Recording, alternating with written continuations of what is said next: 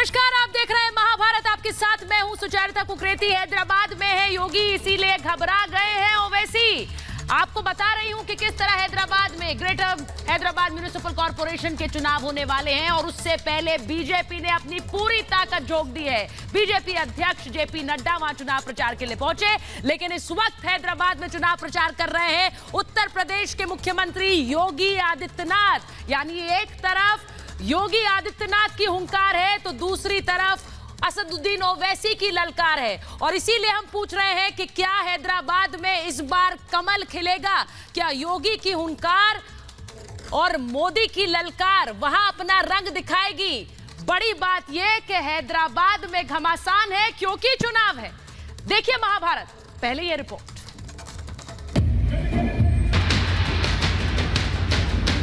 हैदराबाद में चुनाव है, सियासी घमासान है।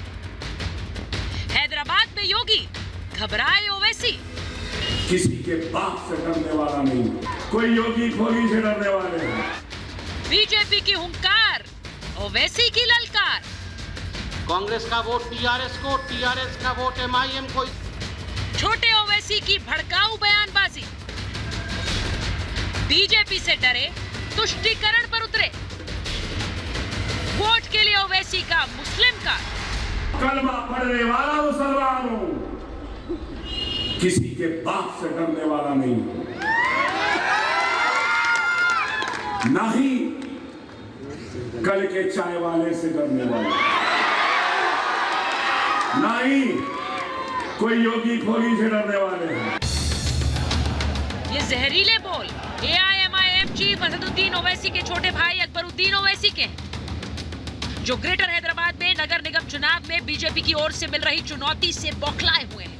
हिंदू मुस्लिम कार्ड खेल रहे हैं। छोटे ओवैसी ऐसी बयानबाजी कर साफ साफ मुसलमानों को भड़काने का काम कर रहे हैं। चुनाव में तुष्टीकरण की राजनीति कर रहे हैं, क्योंकि 1 दिसंबर को होने वाले निकाय चुनाव में बीजेपी ने मोर्चा खोल रखा है।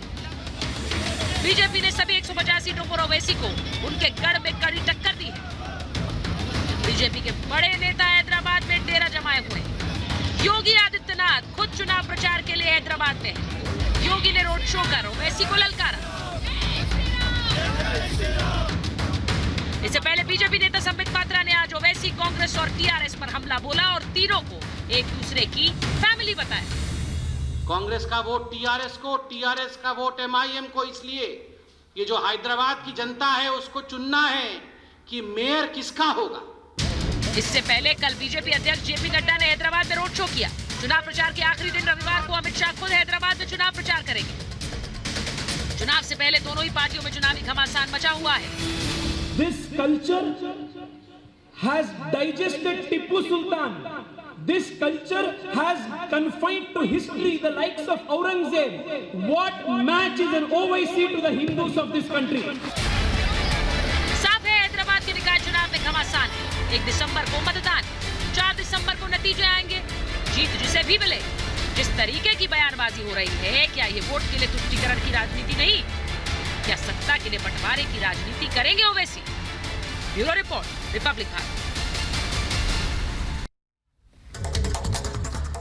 और आज महाभारत में मैं पूछ रही हूं ये सवाल, हैदराबाद में योगी क्यों घबराए हैं ओवैसी? सवाल पूछ रही हूं कि बीजेपी के प्रचार से ओवैसी क्यों परेशान है? सवाल ये पूछ रही हूं आज महाभारत में कि वोट के लिए ओवैसी खेल रहे हैं मुस्लिम कार्ड। जो बयान दिए उन्होंने वो आपने सुने अभी, मैं उन पर भी आऊंगी महाभारत में। आज सवाल ये पूछ रही हूं कि ओवैसी के गढ़ में क्या इस बार कमल खिलेगा और शायद इसी वजह घबराहट है। सवाल ये पूछ रही हूं कि ओवैसी के लिए चुनाव इस बार नाक की लड़ाई। मेरे साथ जो मेहमान जुड़ रहे हैं उनका परिचय आपसे कराऊंगी। बीजेपी के प्रवक्ता नेता गोपाल कृष्ण अग्रवाल हमारे साथ जुड़ रहे हैं। हमारे साथ जुड़ रही हैं राजनीतिक विश्लेषक निगत अब्बास। हमारे साथ वीएचपी के प्रवक्ता विजय शंकर तिवारी जुड़ रहे हैं। हमारे साथ जुड़ रही हैं राजनीतिक विश्लेषक ममता काले। हमारे साथ जुड़ रहे हैं इस्लामिक स्कॉलर मौलाना सईद उल कादरी। हमारे साथ अब्दुल रजाक खान जुड़ रहे हैं सीधे बैंगलोर से। और हमारे साथ जुड़ रहे हैं राहुल लाल। बहुत बहुत स्वागत है आप सभी का। और मैं शुरुआत कर रही हूँ कादरी साहब आपके साथ। मैं कादरी साहब के साथ शुरू कर रही हूं और ममता काले जी, क्योंकि मुझे तस्वीरें में नजर नहीं आ रहे विजय शंकर तिवारी। मैं पहले कादरी साहब आपके पास आ रही हूं। ये डर है क्या, घबराहट है क्या? योगी आदित्यनाथ को उतार दिया, जेपी नड्डा आए, कल अमित शाह आने वाले हैं, लेकिन इससे आपको क्या है? घबराहट, इससे क्या घबराहट नजर आ रही है बीजेपी का मन वो किसे उतारे चुनाव प्रचार में? देखिए, हैदराबाद में 100 साल के बाद में ऐसी तेज तूफानी बारिश हुई और हैदराबाद उससे मुतासर हुआ, बहुत सारे घरों में नुकसान हुआ, लेकिन सरकार की तरफ से यानी मरकजी हुकूमत, सेंट्रल गवर्नमेंट की तरफ से 1 रुपया भी नहीं दिया गया। जबकि दूसरे रियासतों में, अगर कर्नाटक में हुआ या बिहार में हुआ या महाराष्ट्र में हुआ, दीगर रियासतों में जहां पर भी हुआ, स्टेट्स में हुआ, वहां पर सेंट्रल गवर्नमेंट फौरन एड देती है, लेकिन हैदराबाद में नहीं दी। तो हैदराबाद के लोग कह रहे हैं कि किस मुंह से काबा जाओगे गालिब, क्या तुम्हें शर्म नहीं आती? तो ये लोगों के पास कोई मुंह नहीं है। कादरी साहब मैंने सवाल दूसरा पूछा था और मैं कादरी साहब ये कह रही हूँ कि योगी आदित्यनाथ वहां पर आज रोड शो कर रहे हैं, उस पर सवाल उठा दिए। जेपी नड्डा आए, कह रहे हैं कि क्यों अध्यक्ष को भेज रहे हैं यहाँ, हैदराबाद ग्रेटर म्युनिसिपल कॉर्पोरेशन का चुनाव है। लेकिन उससे दिक्कत क्या है? जमीन खिसकती तो नजर नहीं आ रही है हैदराबाद की आपको? काम नहीं सो हज्जाम बिल्ली का सर मुंडाया करते, इस वास्ते ये बार बार आ रहे हैं। आने दीजिए, कोई फर्क नहीं पड़ेगा। हैदराबाद की आवाम जानती है कि इनके आने से कोई फर्क नहीं पड़ेगा। ये सिर्फ और सिर्फ पोलराइजेशन करना चाहते हैं और इससे हमको तकलीफ सिर्फ इस वास्ते है कि ये आकर हैदराबाद में आप देखिए कि बहुत बढ़िया, आपकी आवाज चली गई, मैं मैं दुरुस्त करा के वापस आ रही हूं सर। लेकिन जहां आप रुके थे कादरी साहब, आपने कहा ये सिर्फ पोलराइजेशन कराना चाह रहे हैं। ममता काले जी, गोपाल जी, मैं आपके पास आऊंगी। ममता काले जी, पोलराइजेशन की बात कर रहे हैं वो जो सबसे ज्यादा मुस्लिम कार्ड खेलते हैं। ओवैसी बंधु किसके लिए जाने जाते हैं? अब वो अगर मुस्लिम कार्ड खेल रहे हैं तो पोलराइजेशन की बात क्या सूट कर रही है मौलाना कादरी को? बिल्कुल बिल्कुल सही बात है सुचरिता जी। ये तो वो वाली बात हो गई, ये मुंह और मसूर की दाल। मतलब ये हो गया कि वो लोग बात कर रहे हैं जिन्होंने पोलराइज करके मुस्लिम समाज के ठेकेदार बन के अपनी राजनीति जो है चलाई है देश के अंदर और पूरी कोशिश करी है। बाय द वे, इनको मैं याद दिला दूं, ये वही ओवैसी साहब है ना जिन्होंने अभी कुछ समय पहले सीएए के एजिटेशन से पहले अपने मंच से एक लड़की से पाकिस्तान जिंदाबाद के नारे लगवा दिए थे। पाकिस्तान जिंदाबाद के नारे हिंदुस्तान की धरती पर लगवा दिए। ओवैसी साहब, किस मुंह से क्या बातें करते हो आप? और अभी अभी बिहार के चुनाव का ताजा हमारे सबके सामने उदाहरण है ओवैसी साहब के। उनके एमएलए ने वो हिंदुस्तान बोलने से मना कर दिया, शपथ ग्रहण करते हुए। मतलब संविधान में जो लिखा हुआ है वो भी ये नहीं मानेंगे। तो ये हिंदू मुस्लिम तुष्टीकरण की राजनीति के ऊपर टिप्पणी किस मुंह से करते हैं, मुझे ये समझ में नहीं आता। पोलराइजेशन की बात कर रहे हैं, तुष्टीकरण की बात कर रहे हैं। मैं तो सीधे ये बोल रही हूँ एजाज खान साहब कि भाई तुष्टीकरण की बात आप बीजेपी से डर रहे हैं तो आप तुष्टीकरण की बात कर रहे हैं। कौन कर रहा है यहाँ पे हिंदू मुसलमान? कौन कर रहा है मुस्लिम कार्ड? किसने बताई अपनी धर्म वाली आइडेंटिटी? मुझे बताइए ना, मैंने तो बयान सुनाया है। भरी महफिलों में आप अपना धर्म बताकर लोगों से बयान देते हैं और लोग वहां पर तालियां बजाते हैं। कौन कर रहा है पोलराइजेशन? कौन कर रहा है तुष्टीकरण? देखिए, साउथ के एमपी तेजस्वी सूर्या का ये कहना कि एक वोट ओवैसी के लिए जिन्ना को वोट देने के बराबर है। जिस वक्त योगी आदित्यनाथ जी पिछली बार इधर आए थे, जिस तरीके से निजाम को भगा दिया उस तरीके से सर जिन्ना की पहचान क्या है? सर मैं आपसे पूछ रही हूँ जिन्ना की पहचान क्या है? मैं आपसे पूछ रही हूँ जिन्ना की पहचान क्या है? आपको क्यों चुभी है वो बात? मैं इसलिए पूछ रही हूँ जिन्ना की पहचान क्या है सर? ये तो बीजेपी वाले कहते हैं। जिन्ना की पहचान क्या है सर आपकी नजर में? मैं पूछ रही हूँ आपसे, बताइए ना। नहीं अब्दुल रज़ाक खान, आपके लिए जिन्ना की पहचान क्या है मैं आपसे पूछ रही हूँ। उसके बाद मैं जाऊंगी गोपाल जी के पास। पहले मुझे बताइए, आप कह रहे हैं कि ओवैसी की तुलना जिन्ना से की, आपको क्यों चुभी? जिन्ना से तुलना करने पर आपको जिन्ना की पहचान क्या है आपके लिए? जिन्ना की पहचान अडवाणी जी ने इस देश को सर घुमाइए मत अब्दुल रज़ाक खान, आप घुमाइए मत। मुझे बताइए जिन्ना की पहचान क्या है? जिन्ना की पहचान क्या है? देश को बांटने वाली पहचान है कि नहीं है? देश को बांटने वाली पहचान है कि नहीं है? एक देश को 2 टुकड़े करने की पहचान है कि नहीं है? आपको बोलने में डर लग रहा है वो बात? बोलिए ना। देखिए पोलराइजेशन, पोलराइजेशन जब तुष्टीकरण की बात आती है, नहीं मुझे आपसे जानना है जिन्ना की पहचान क्या है आपके लिए, पहले मुझे बता दीजिए, उसके बाद मैं जाऊं गोपाल जी के पास। मुझसे पूछने से बेहतर ये है नहीं, आप बोलेंगे नहीं, आप बोलेंगे नहीं, क्यों नहीं बोल रहे हैं आप बोलेंगे नहीं। मैं गोपाल जी से पूछूं, वो जवाब दे, उसके बाद आप बोलेंगे। मैं गोपाल जी से पूछ लूं, उसके बाद आप बोलेंगे, उसके बाद शायद हिम्मत हो जाए आपकी। मैं सीधे पूछ रही हूँ, जिन्ना की पहचान क्या है गोपाल जी इस देश के लिए? जिन्ना की पहचान, गोपाल जी बताइए। जिन्ना की पहचान, अगर टू नेशन थ्योरी का जनक किसे कहते हैं तो वो जिन्ना है। पाकिस्तान का फॉर्मेशन जिन्ना के कारण हुआ है, और ये धर्म के आधार पर जो देश का विभाजन हुआ था वह जिन्ना के कारण हुआ है। और वह मानसिकता लेके ये AIM ओवैसी की पार्टी जो है वह इस देश में पुनः उस राजनीति को बढ़ावा दे रही है। आप हैदराबाद में ओवैसी के गढ़ में योगी की हुंकार, योगी आदित्यनाथ जो कह रहे थे कि ओवैसी की पार्टी को हिंदुस्तान कहने में शर्म आती है, ओवैसी के विधायक हिंदुस्तान नहीं बोल सकते। हैदराबाद में किस तरह से परिवार ने लूट खसोट मचाई है, बीजेपी के लिए वोट मांग रहे हैं। योगी आदित्यनाथ हैदराबाद में पहुंचे हुए हैं, एक बड़े रोड शो के बाद वो पहुंचे हैं और वहां पर लोगों को संबोधित कर रहे थे। मैं सीधे जा रही हूं गोपाल जी, मैं विजय शंकर तिवारी के पास जा रही हूं। विजय जी, आपने सुना योगी आदित्यनाथ को, और मैं राहुल लाल आपके पास आऊं। ममता जी, उससे पहले विजय जी मुझे ये बताइए कि ये जिस तरह से ये तस्वीर योगी आदित्यनाथ की फिर से भाग्यनगर बनाने की बात वो करते हैं, वो हिंदुस्तान को लेकर जो सीधा हमला किया योगी आदित्यनाथ पर, ये हमला तो दूर तक जाएगा। देखो सुचरिता, बहुत बड़ी बात कही है कि हैदराबाद भाग्यनगर था और भाग्यनगर दोबारा से भाग्यनगर के रूप में ही जाना चाहिए। और एक बड़ी बात उन्होंने कही है सुचरिता, बड़ी बात उन्होंने कही है कि ये जो शोर मचाने वाले लोग हैं, ये जो एक मिनट सुन लीजिए राहुल जी बोलने दीजिए, उन्हें बोलने दीजिए। राहुल जी सुन लीजिए, देखो ये गॉड को खुदा बोल सकते हैं, पूजा स्थल को ये इबादत गाह बोल सकते हैं, लेकिन भारत का जो उर्दू हिंदुस्तान नहीं बोल सकते हैं। कारण क्या है कि अब्दुल वाहिद ओवैसी की जो लिगेसी है, वो भारत विरोधी जो लेगेसी है, पाकिस्तान जिंदाबाद कहने की लेगेसी है, उसको ये छोड़ कैसे सकते हैं? और ये आप ये देखिए कि भारत को हिंदुस्तान नहीं, खेल का पर्दाफाश हो चुका है तिवारी जी, इस खेल का पर्दाफाश हो चुका है।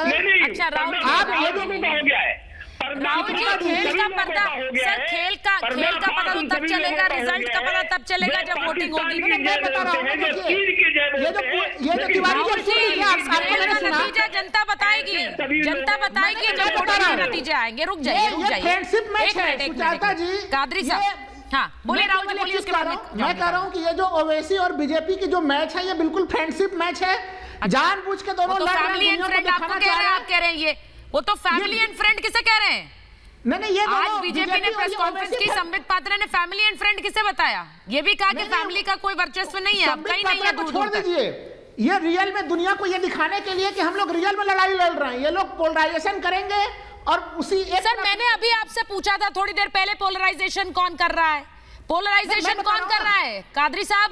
मैं निगाह आपके पास आ रही, पोलराइजेशन कौन कर रहा है हैदराबाद के चुनावों में? वहां पर जय श्री राम के नारे का क्या मतलब था? वहां पे मुस्लिम कार्ड भी खेला गया और हिंदू कार्ड। एक मिनट, किसी भी पाक नारे पर सवाल उठाने का मतलब क्या है? वो किसी भी धर्म का हो, मैं आपसे सिर्फ ये कह रही हूँ कि किसी भी नारे को जो पाक नारा हो, सवाल उठाने का मतलब क्या है? मैं सुचारिता जी खाली एक लाइन में बोलूंगा बस। मतलब वहां अगर जय श्री राम के नारे गूंजे, एक मिनट निगत मैं आपके पास आ रही हूँ, अब्दुल कादरी साहब मैं आपके पास आ रही हूँ। अगर वहां जय श्री राम के नारे गूंजे हैं तो वो पोलराइजेशन है, लेकिन वहां पर अपना मुस्लिम आइडेंटिटी बताकर अगर भाषण दिया जा रहा है तो वो पोलराइजेशन नहीं है। निगत वो भी पोलराइजेशन। एक सेकंड रुक जाइए ना, एक मिनट। निगत बोलिए आप। जानबूझ के वो बुलवा रही है वो। निगत आपको मेरी आवाज आ रही है? निगत को आवाज नहीं आ रही है लग रहा है। सुचिरा कादरी जी आप बोलिए। निगत को ऑडियो नहीं आ रहा है। मैडम मेरी बात सुनिए आप। बोलिए बोलिए कादरी साहब। देखिए आपने अकबरुद्दीन ओवैसी की एक तकरीर का आपने हिस्सा बताया जिसमें वो मोदी और योगी पर तनकीद कर रहे हैं। हाँ। लेकिन आप उसी जलसे में अकबरुद्दीन ओवैसी ने कहा कि तेलंगाना की जो सबसे बड़ा जो त्योहार है हिंदुओं का वो है बोनाल फेस्टिवल, और बोनाल फेस्टिवल की जो मंदिर है महाकाली मंदिर, उसके लिए अकबरुद्दीन ओवैसी ने हुकूमत से लड़के झगड़ के वहां पर उसके डेवलपमेंट के लिए 10 करोड़ रुपए भी सैंक्शन कराए और वो मंदिर को भी डेवलप किया गया। तो इसका तस्करा नहीं हो रहा है, योगी भी नहीं करेंगे और आप लोग भी नहीं करेंगे। नहीं सर, मैं ये कह रही हूँ तो फिर विकास की बातें क्यों नहीं होती है? कादरी साहब आपने बड़ी अच्छी बात बोली, तो फिर मुझे बताइए विकास क्यों नहीं है मुद्दा इन चुनावों का? फिर कहना चाहिए जो बात आप कह रहे हैं वही ओवैसी जाके अपने भाषणों में कहें, ये तो अच्छी बात है। फिर तो वोट मिलेंगे विकास के नाम पर। निगत अगर आवाज आ रही है आपको मेरी, अगर निगत को आवाज आ रही है तो मैं जाऊंगी। बिल्कुल आ रही है। अगर ये किया है ओवैसी साहब ने तो बहुत अच्छी बात है निगत, फिर तो इसका जिक्र करें और विकास के नाम पर वोट मांगे। बिल्कुल नहीं तो आपको एक्सपेक्टेशन में सुचारिता कैसे है? इन लोगों से तो एक ही तरह की एक्सपेक्टेशन हो सकती है, या तो बरगलाते हैं या बहकाते हैं या भड़काते हैं। लोगों के साथ हिंदुस्तानी मुसलमानों को निरंतर बहकाने भड़काने और बरगलाने वाले लोग हैं ओवैसी साहब। सही कहा, जिनके मंच पर पाकिस्तान जिंदाबाद के नारे लगते हैं उनसे और एक्सपेक्ट भी क्या करेंगे? और उनकी जस्टिफिकेशन एक्सप्लेनेशन सुनिए कि नहीं हमें तो पता ही नहीं था। अरे आपको पता भारतीय जनता पार्टी के किसी भी मंच पर मैं आपको ऑन कैमरा बोलती हूँ, किसी भी मंच पर किसी भी व्यक्ति की हिम्मत है क्या पाकिस्तान जिंदाबाद के नारे हम जुबान छूट लेंगे? आप लोगों ने तो ऐसे स्कूली जाने दिया जिसकी तरह ये काम हो रही है। मानिए आपके तो दिल में यही बात है, निरंतर आप लोगों ने भड़काया है, के खिलाफ आपने लोगों को भड़काया, खत्म करा गया तब आपने लोगों को भड़काया, 370 को एब्रोगेट किया गया तब आपने भड़काया। आप लोगों की जहनियत ये है कि ओवैसी साहब ने यही चाहा कि राजनीति वो उसी मुद्दे पर करना चाहते हैं, हिंदू और मुसलमानों को बांटना चाहते हैं। हैदराबाद तेलंगाना आप हमेशा यही चाहते हैं कि अलग स्टेट बन जाए, एक अलग ये राष्ट्र बन जाए। मैं अब्दुल रज़ाक खान के पास जाऊंगी। एक मिनट राहुल जी आपकी बात सुनिए, मैं अब्दुल रज़ाक खान के पास में जा रही हूं। योगी जी की जो हुकार है ना, इसको आप समझिएगा। भारतीय जनता पार्टी हिंदुस्तान के हर राज्य में बहुत मजबूत होती जा रही है और अब जनता को जरूरत है विकास की। अब्दुल रज़ाक खान, ये पहली बार तो नहीं है कि जूनियर ओवैसी ने ऐसा बयान दिया हो। ये पहली बार तो नहीं है, इसलिए उनके बयानों से वाकिफ है सब। ये पहली बार है क्या कि इस तरह का कोई बयान दिया हो? कोई चाय वाला नहीं, कोई योगी नहीं, इस तरह से तो वो कहते हैं, लेकिन वो जो मुस्लिम कार्ड खेलते हैं वो पहली बार तो नहीं खेला उन्होंने। अरे पैरों तले जमीन खिसक जाती। बोलिए अब्दुल साहब बोलिए। और मोदी का नाम सुनकर ये तुष्टीकरण की राजनीति पश्चिम भारत में बिल्कुल न चलने वाली। इन्हें डर लगता है और ये डर इनसे ये बर्दाश्त नहीं होता कि एक पैसा राहत की रकम केंद्र सरकार ने न दिया। अब जब हैदराबाद हिंदुस्तान की जनता के दिल में अपने लिए मोहब्बत को बढ़ाया, आप भगवान राम के बारे में मोहब्बत और इज्जत को बढ़ावा दिया है। ओवैसी की तरह नहीं है ना, ये सब बातें पश्चिम भारत में नहीं चलने वाली। चाटते नहीं है, हिंदुस्तान की मुखालिफत करने वाले लोगों के तलबे हम चाटते। देखिए अब्दुल साहब, मैंने तो शुरुआत में आपसे पूछा था कि जिन्ना की पहचान आपके लिए क्या है। मैंने ये पूछा, ये सवाल मैं सबसे पूछूंगी, निगत से भी पूछूंगी, गोपाल जी से भी, विजय जी से भी, ममता जी से भी। मुझे कोई क्योंकि जिन्ना की पहचान एक है, इसीलिए अब्दुल साहब मैंने शुरू में पूछा था, इसीलिए अगर आप अब उसे पूरे को घुमाकर पाकिस्तान पर लाना चाहते हैं तो पहले मुझे जिन्ना की पहचान तो बता दीजिए। उस सवाल से तो आप बचते रहे पूरी डिबेट में। बहरहाल मेरे पास समय इतना ही था, लेकिन मैं ये कह दूं, खेल जो भी खेला जा रहा है, किसी की तरफ से भी खेला जा रहा है, उस खेल का नतीजा वहां जनता ही तय करेगी। बहुत बहुत धन्यवाद आप सभी का महाभारत में जुड़ने के लिए।